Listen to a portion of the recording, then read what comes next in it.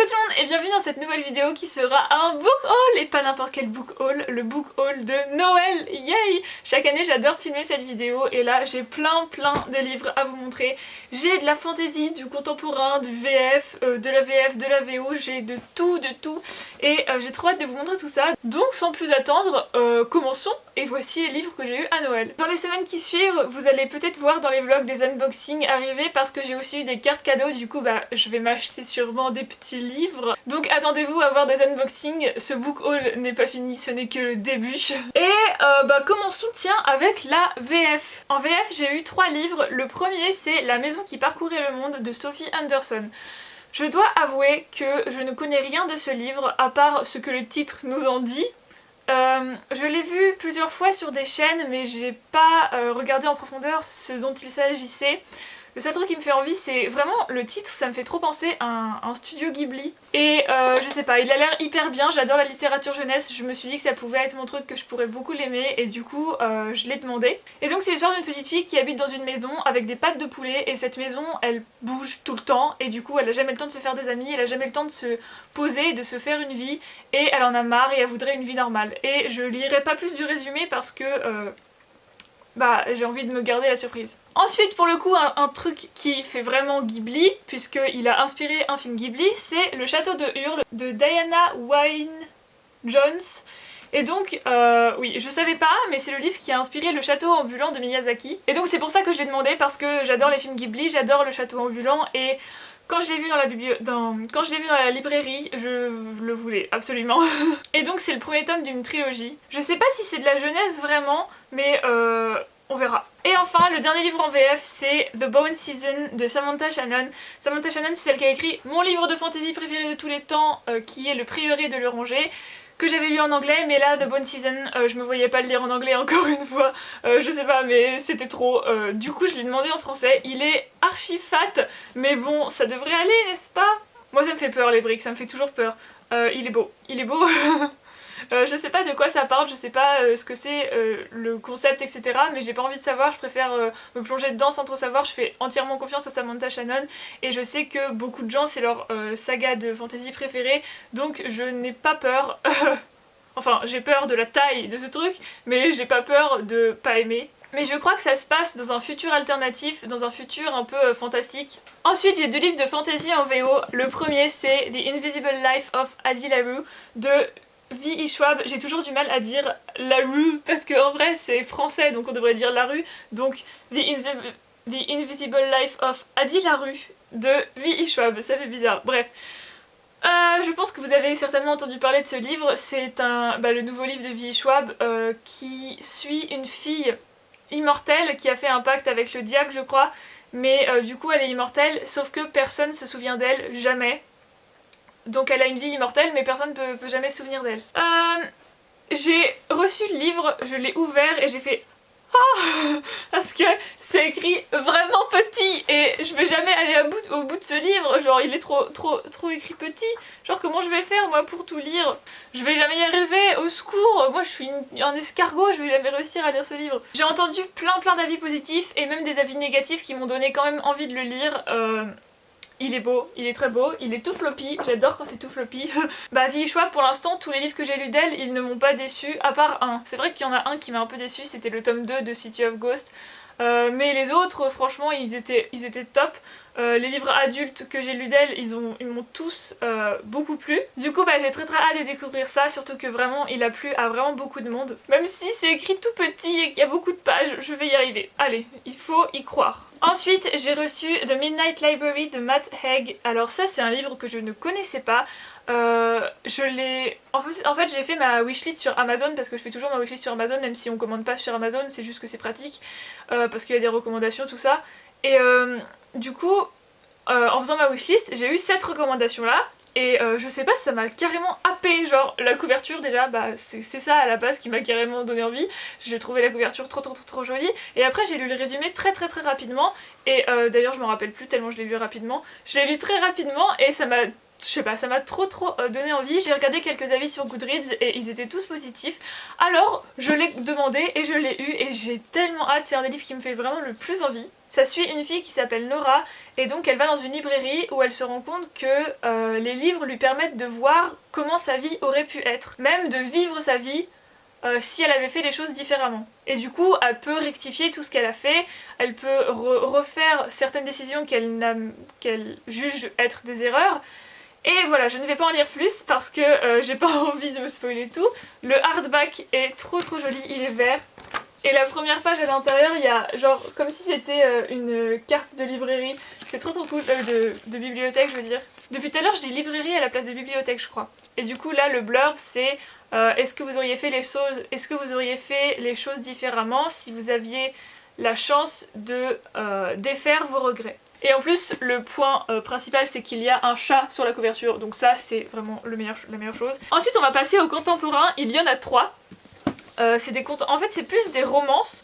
C'est étonnant de ma part d'ailleurs que j'ai commandé 3 romances, vraiment très étonnant. Mais je sais pas, j'avais envie de lire des trucs un peu genre légers. Le premier c'est Date Me, Bryson Keller de Kevin Van Wye.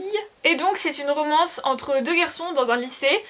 Il y en a un qui s'appelle, du coup il s'appelle Bryson Keller et c'est un joueur de football américain. Ah non, c'est un joueur de football assez populaire.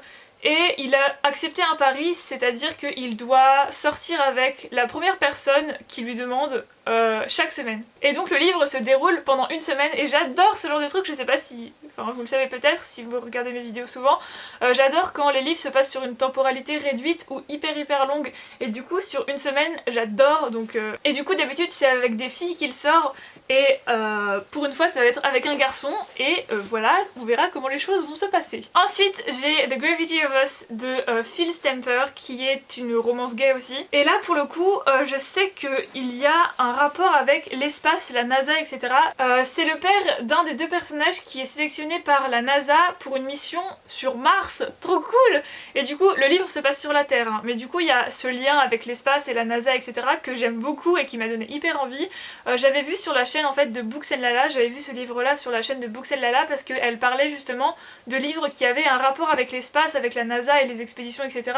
mais qui se passaient sur Terre et donc elle avait conseillé celui-ci et depuis il me faisait hyper envie, surtout que bah il y a une romance gay dedans et moi je suis toujours là pour ça. Et voilà, apparemment il va y avoir des histoires de secrets dans la famille etc. Je pense pas que la romance soit le truc principal de l'histoire, je pense que c'est plutôt un truc vraiment secondaire et que l'histoire se concentre surtout sur un personnage et bah, sa famille, son père, tout ça. Ça a l'air trop bien, en plus la couverture est vraiment trop jolie. Et enfin, dernier contemporain c'est Prince Charming de Rachel Hawkins. Celui-ci, alors... En fait, je voulais le lire parce que le tome compagnon à celui-ci, c'est une romance entre 2 filles et du coup, je voulais absolument lire celui-là avant de lire le tome 2, sauf que maintenant, sur le tome 2, j'ai entendu plein de trucs négatifs, du coup j'ai même plus trop envie de lire le tome 2, mais j'ai quand même eu le tome 1, donc bah je vais lire le tome 1 quand même parce qu'il a l'air vachement cool.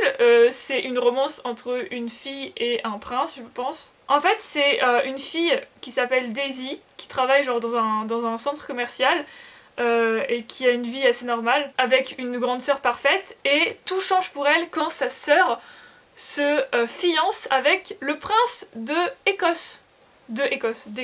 Du coup bah elle va être sous les feux des projecteurs et je crois qu'il va y avoir une romance avec du coup le frère du prince et elle. Donc ça m'a l'air d'avoir beaucoup de potentiel, je sais pas trop, j'ai pas entendu d'avis sur ce livre là donc je sais pas trop comment il est, comment il a été reçu ou quoi. Du coup bah je vais aller dedans en ne connaissant rien donc c'est parfait.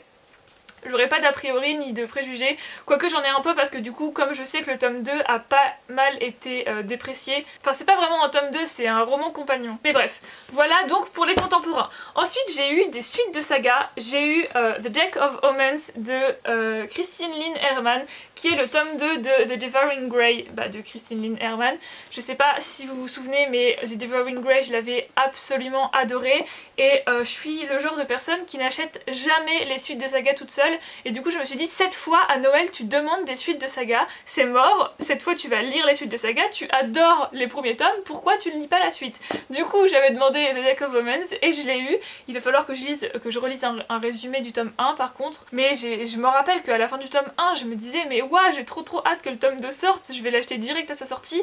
À chaque fois que j'adore un livre je me dis ça et je le fais jamais, je sais pas pourquoi je n'achète jamais les tomes 2, mais cette fois je l'ai et ça va briser la malédiction et peut-être que je vais lire les sagas maintenant au lieu de lire juste les tomes 1. Et du coup ensuite j'ai eu The Vanishing Star de Maureen Johnson, donc c'est le tome 2 de Truly Devious de Maureen Johnson, ça c'est pareil, c'est un roman de true crime que j'avais absolument adoré. Et en plus le tome 1 se finit par un gros plot twist, donc à la fin du tome 1 j'étais en mode mais comment je vais faire pour attendre le tome 2, et bah au final le tome 2 je l'ai attendu bien longtemps puisque ça fait genre 1 an et demi voire 2 ans, enfin peut-être pas quand même, mais je ne l'ai toujours pas lu et j'ai même plus de souvenirs du tome 1 donc c'est pareil, il va falloir que je relise un résumé du tome 1. En tout cas regardez comme ils sont beaux tous les deux. Et enfin 3 petits livres, 3 petits poches. Le premier c'est Et si les chats disparaissaient du monde de Genki Kawamura. Ça c'est un livre dont j'avais entendu parler par une copine quand j'étais à la clinique qui m'avait dit que c'était une sorte de débat un peu philosophique entre quelqu'un qui a une grave maladie et est condamné à mourir dans quelques semaines et le diable. Et du coup le diable lui propose un marché, c'est que chaque jour il peut effacer quelque chose de la terre et en échange il aura 24 heures de vie supplémentaires.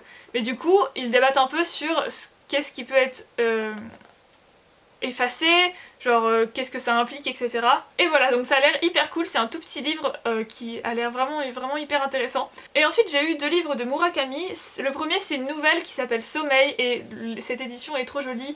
L'intérieur c'est pareil, il est trop joli, il y a des illustrations et tout. Je l'avais vu sur la chaîne de Lemon June et comme j'ai envie de lire plus de Murakami, je me suis dit allons-y, c'est une petite nouvelle qui va se lire hyper facilement. Je vais pas vous dire le résumé parce qu'une nouvelle comme ça j'ai pas envie de savoir les résumés, mais apparemment c'est hyper énigmatique. Et enfin j'ai eu un Q84 de Haruki Murakami, donc le tome 1. C'est une saga dont j'ai entendu parler énormément, mais vraiment pendant un moment on en parlait partout de cette saga. Je ne sais pas de quoi ça parle, je n'ai aucune idée, je sais même pas le genre, je sais même pas si c'est de la fantasy, de la dystopie ou je sais pas, du contemporain, j'en ai aucune idée, mais je sais que c'est hyper apprécié et du coup c'était le dernier livre du haul. J'espère que ce book haul vous aura plu. N'hésitez pas surtout si vous avez lu un de ces livres à me dire votre avis.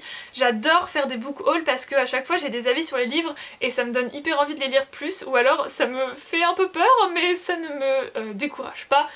Surtout n'hésitez pas à me dire vos avis sur les livres si vous les avez lus. En attendant j'espère que tout va bien pour vous, que vous vous portez bien et moi je vous retrouve très bientôt pour une prochaine vidéo. Bye!